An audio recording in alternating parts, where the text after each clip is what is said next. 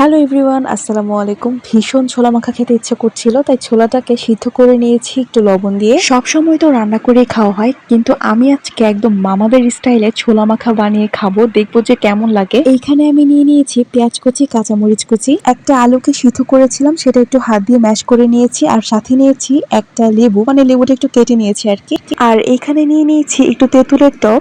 ব্যাস এগুলো দিয়ে হচ্ছে আমি আজকে ছোলা মাখা বানাবো, দেখবো যে মামাদের মতো হয় কিনা। মামারাও কিন্তু ছোলাটাকে একদমই রান্না করে না, তারা কিন্তু শুধুমাত্র সিদ্ধ করে হচ্ছে আমাদেরকে অনেক কিছু মিক্স করে হচ্ছে খেতে দেয়, তো সেটাই কিন্তু আমাদের কাছে অনেক বেশি ভালো লাগে। তো ফার্স্টে হচ্ছে এখানে আমি পেঁয়াজ দিয়ে দিচ্ছি, পেঁয়াজটা একটু বেশি করেই দিচ্ছি কারণ আমি এটা রাতে বানিয়েছিলাম, আর আমার বাসায় হচ্ছে শসা কিংবা টমেটো ছিল না, আর যেহেতু রাতে বানিয়েছি এত রাতে আসলে বাজার থেকে ওগুলো কিনে আনা পসিবল ছিল না, তাই পেঁয়াজের পরিমাণটা একটু বেশি করেই দিয়েছি। তেঁতুলের টকটাও কিন্তু দিয়ে দিয়েছিলাম। এখন দিয়ে দিচ্ছি ম্যাশ করে রাখা আলুটা। সেদ্ধ করা আলুটা দেওয়ার কারণে কিন্তু ছোলা মাখাটা একদম মাখা মাখা হবে।